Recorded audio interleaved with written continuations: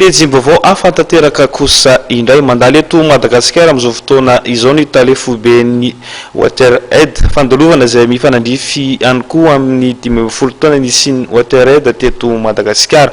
Omaly dia nidina teny amin'ny commune ambanivohitra Marondry izay any amin'ny 10 kilometatra miala eto andrenivohitra ity tompon'andraikitra voalohany Watered maneran-tany ity. 10 kilometatra avaratra Andrefanantananarivo no misy ny commune Marondry. Ny alohan'ny taona 2012 izay nisian'ny tetikasan'ny Watered, ohatra isan-jato ny tahan'ny fahazahoana rano fisotro madio teto amin'ity commune ity, ary ny 50 isan-jato ny mponina dia mbola mangery ankalamanjana. Ankehitriny fokontany 5 amin'ireo 9 izay mandrafitra ny commune Marondry ary fokontany 5 hafa avy amin'ny commune manodidina no nahazo rano fisotro madio, foto-drafitr'asa fidiovana sy fanadiovana. Omaly dia nidina teny an-toerana nijery ireo foto-drafitr'asa samihafa ireo ny talefoben'ny Watered Barbara Frost niaraka tamin'ny talen'ny faritra Afrika Australe sy ny solo tena maharitra eto Madagasikara.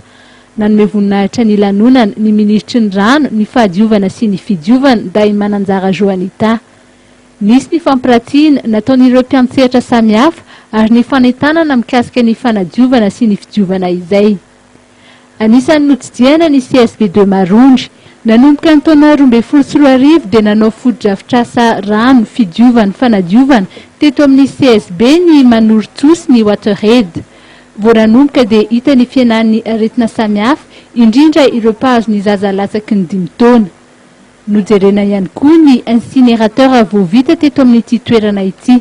Anisan'ny tena nanamarika ny fotoana omaly ny fitokanana ny bloc sanitaire teto amin'ny CEG Marondry izay commune Filamatra amin'ny fanatrarana ny tanjona ho an'ny taona 2013. Ity no andro voalohany natongavany teto Madagasikara ary androany ihany koa ary ty toerana nivonjentsika taty izany hoe ny commune Marondry no toerana notsidiany voalohany indrindra ary ny zavatra tena tsikaritra dia tena nahaliana dia nahaliana azy tokoa ny fitsidiana izay natao ary nahitana ny zavatra rehetrarehetra ny tontosain'ny fiarahamonina mikasika ny rano, ny fanadiovana ary ny fidiovana.